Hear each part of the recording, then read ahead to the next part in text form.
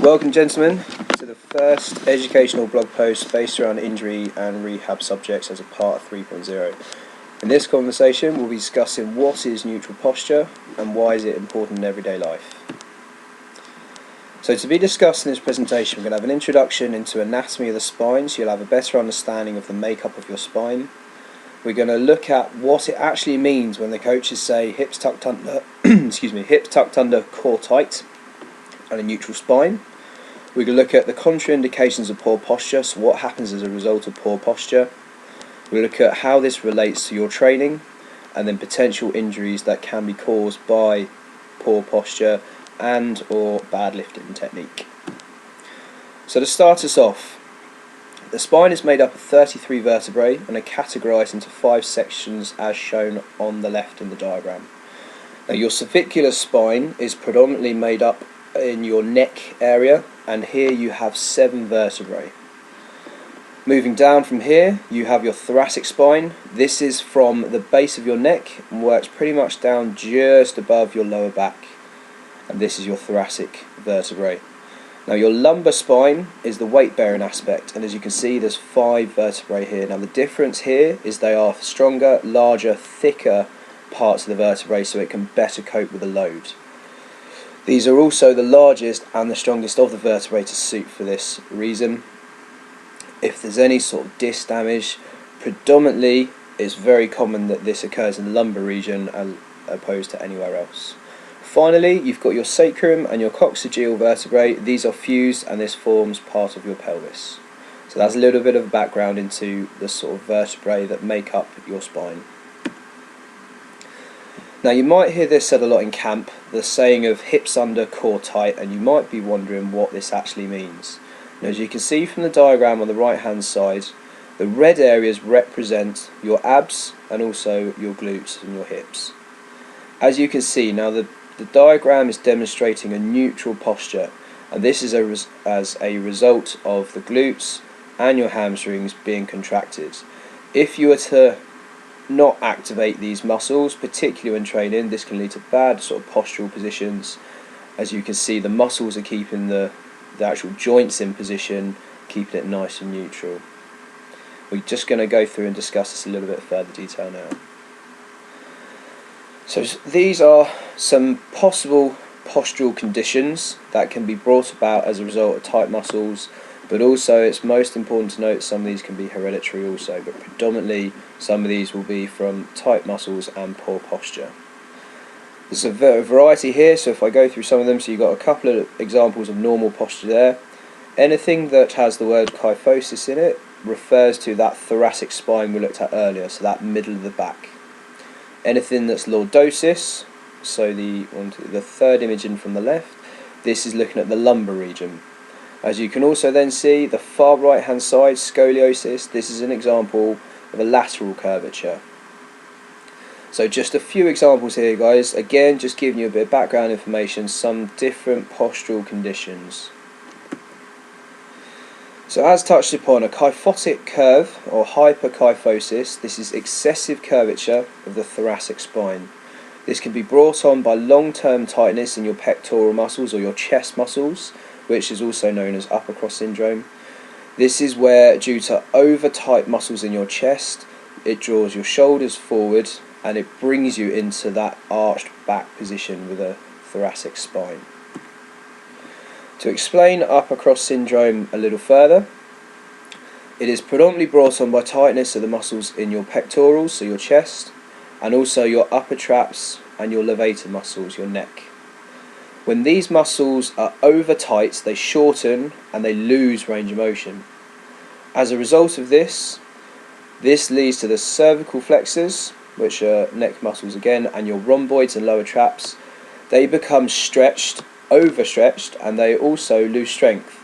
So upper cross syndrome is one set of muscles become tight and short. As a result, that weakens and lengthens muscles in another area. You lose stability because one muscle is working harder than the other, it's too tight, so you lose range of motion. It draws you into that rounded posture where your head comes forward, your shoulders come forward, and this can lead to that excessive curvature through the thoracic spine. Good. Okay, now alongside this we also talk about having a neutral spine, particularly a neutral neck, and I've just got some examples of this here. On the far left hand side, as you can see, with a normal posture, your neutral position, your head will weigh at 10 pounds, which is about 4.5 kilos. As you can then see from the picture in the middle, quite drastically, every inch that your head moves forwards will add potentially 10 pounds in weight. So that's the effect of gravity coming down on you. It's the effect of the muscles and that on your joints as a result of that excessive pressure. So every 2 inches forward, or if you are 2 inches forward rather, this equates to an extra 9 kilos of pressure. That's over a stone, and over time this is going to have a massive impact upon your joints. It's going to become very tender, it's going to become very, very sore. At the extreme end, on the far right hand side, as you can see, the person has their head 3 inches forward from that neutral position. At this point your head weighs in at an astounding 18 kilos. That's pretty much the same as training with a 15 kilo dumbbell hanging from your head. So again, I'm just trying to make you aware, guys, when we say neutral posture, why it's so important and what some of the ramifications of this are long term. So we've discussed hyperkyphosis and the fact that it affects the upper, so middle to upper part of the back, and its excessive curvature. Now, hyperlordosis is an excessive curvature of the lumbar region. So as discussed earlier, this is this weight-bearing aspect. It's very important that you keep a neutral spine through this area because of the weight-bearing aspect. If it's already if you've got an excessive curve, so that hyperlordotic curve, then in terms of trying to cope with the pressure, it's going to be under more pressure here as we start training. Again, very similar to the hyperkyphotic curve, the upper cross syndrome.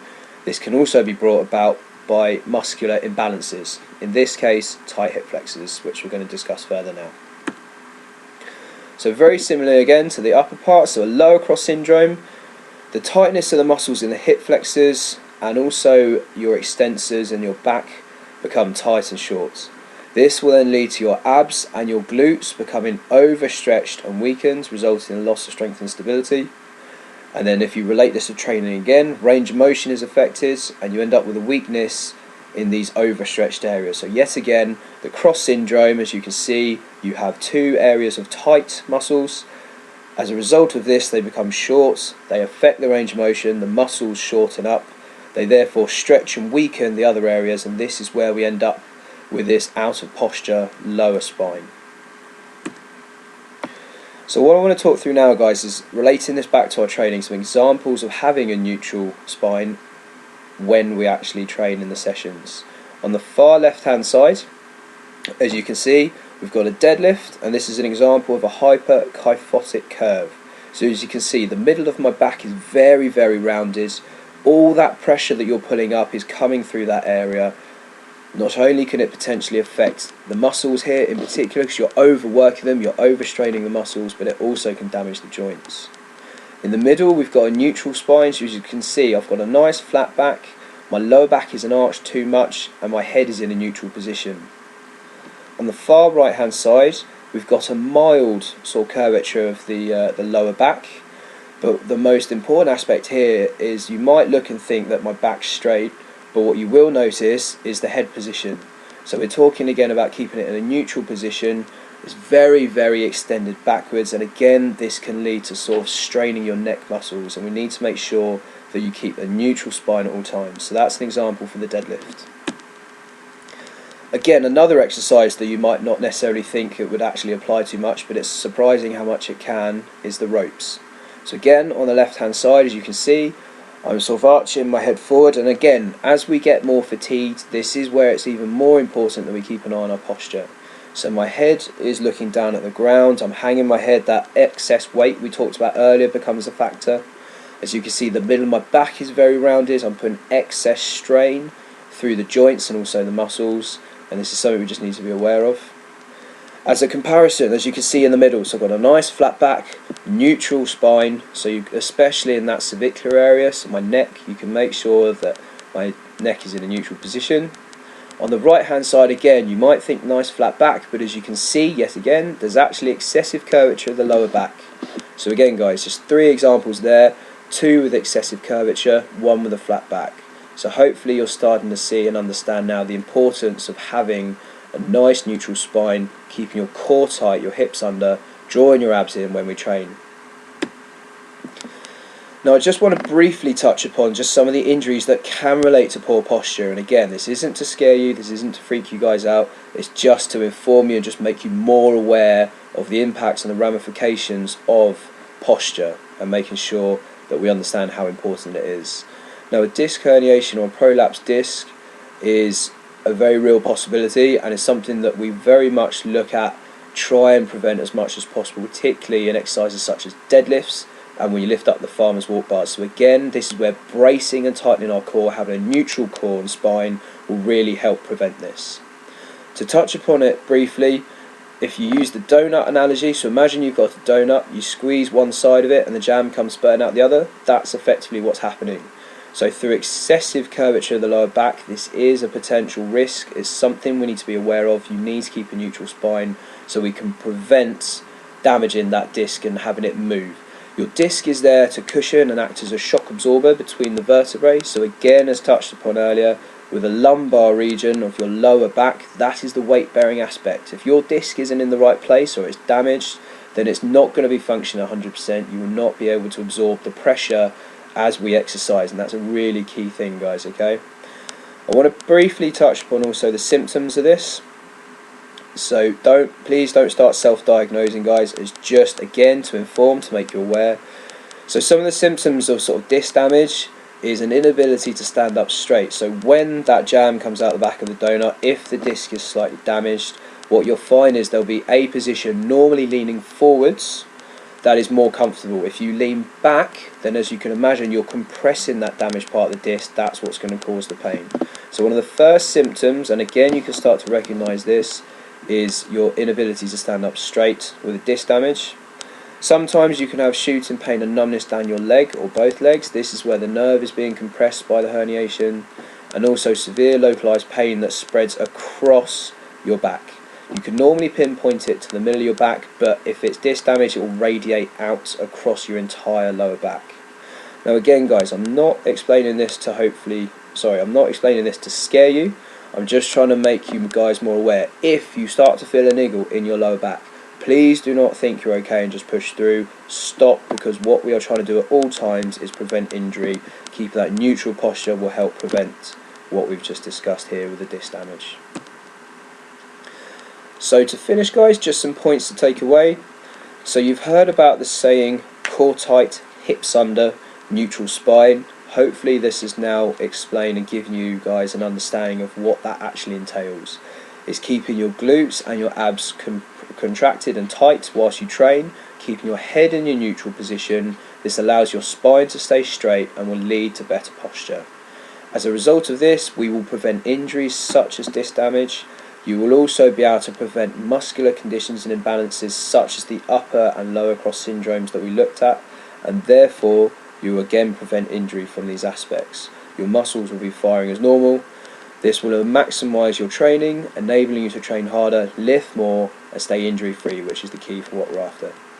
Thanks for listening, guys. I hope this is beneficial. Any questions, please don't hesitate to ask.